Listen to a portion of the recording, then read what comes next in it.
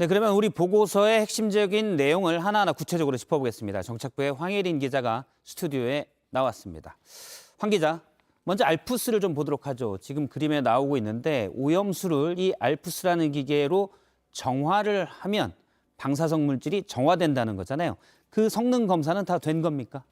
네, 2018년 이전에는 가끔 방사성 물질이 나온 적도 있습니다. 기준치 이상으로 나온 건데요. 그런데 원안위는 2019년부터는 계속 배출 기준인 1.0 밀리시퍼트 이하로만 나왔다고 했습니다. 보통 0.57에서 0.78 정도 나왔습니다.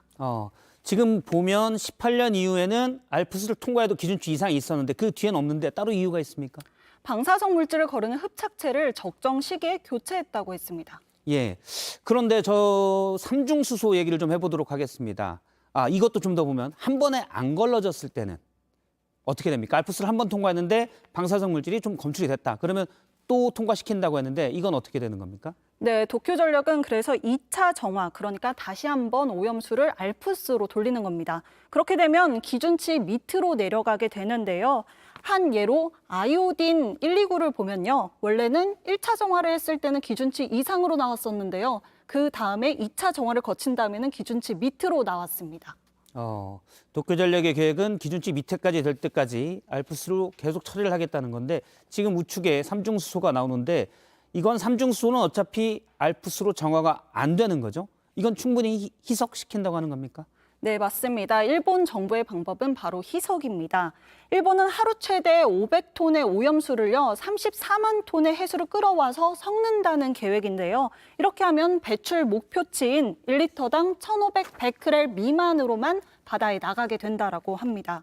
또 원안위는 해류 시뮬레이션도 돌렸는데요. 우리 제주 앞바다에 보통 10년 후에 도착을 하고 기준치보다도 훨씬 미만만 나오게 된다고 합니다. 훨씬 더 희석된다는 분석이군요.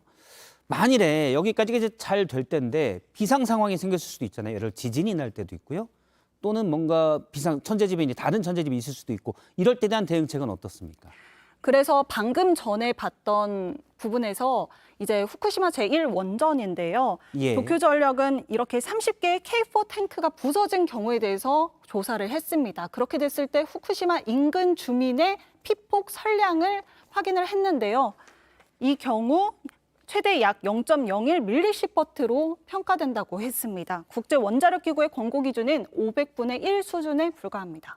앞서 이제 방사성 물질의 기준치도 나왔고 지금 피폭 선량도 나오고 있는데 이런 데이터들은 다 어떻게 된 겁니까? 우리 원안위가 직접 실험을 한 건가요? 일단 대부분의 자료는 도쿄전력이나 일본 정부가 제공한 자료를 바탕으로 한 거고요. 예. 정부가 현장 시찰단에서 직접 본 데이터도 있고 질문을 해서 받은 데이터도 있고요.